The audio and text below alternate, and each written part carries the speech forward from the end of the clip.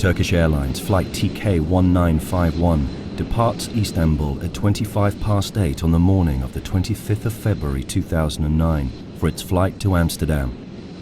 At 10:15, the aircraft enters Dutch airspace from the east and approaches Schiphol Airport.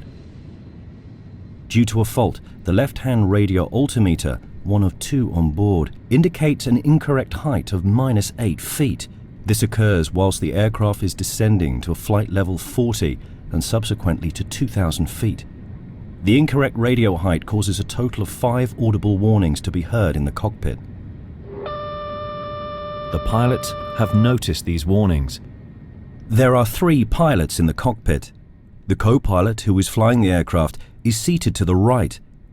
He's receiving line training from the captain, also an instructor, in the left-hand seat. A first officer, acting as a safety pilot, is seated in the observer's seat, located in the center behind them. The aircraft is now flying at 2,000 feet on a course of 265 degrees as assigned by air traffic control. Air traffic control issues a new heading of 210 degrees in order to intercept what is referred to as the localizer before landing on the runway 18 right. The issued heading results in an interception of the localizer 5.5 nautical miles before the runway threshold. A shorter lineup with respect to the normal procedure, which should line up the aircraft at a minimum of 8 nautical miles from the runway threshold and under the glide slope. The consequence is that the final approach segment is shorter.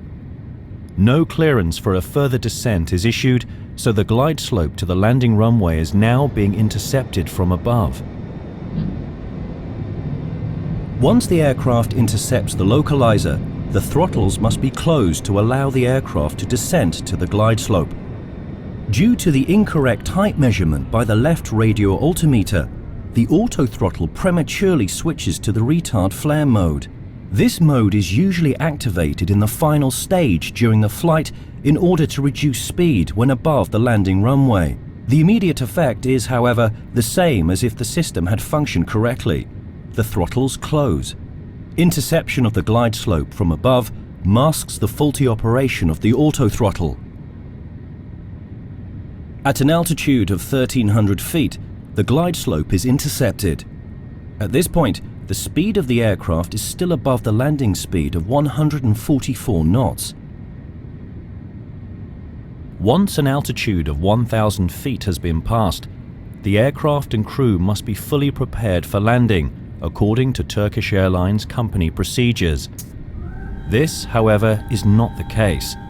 The speed remains too high and the engine power too low, and the final position of the flaps remains to be selected. Furthermore, the crew are still engaged with the landing checklist. This may cause the speed to decrease unnoticed. The autopilot maintains the aircraft on the glide slope. In order to generate sufficient lift, the nose rises to well above the normal level. The pilots are unaware of this.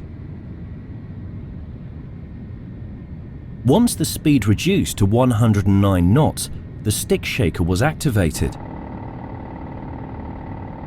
A warning that the aircraft is traveling too slowly and is at risk of losing all lift very quickly. The pilots respond to this, but inadequately. The aircraft crashes.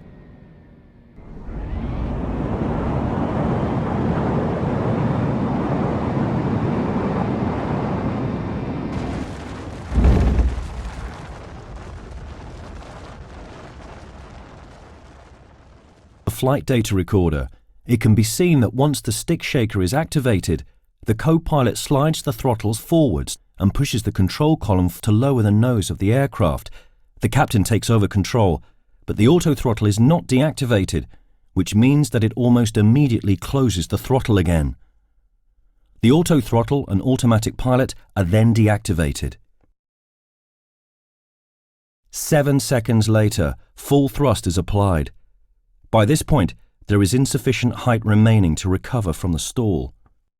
The aircraft crashes into a field located 1 mile from the runway.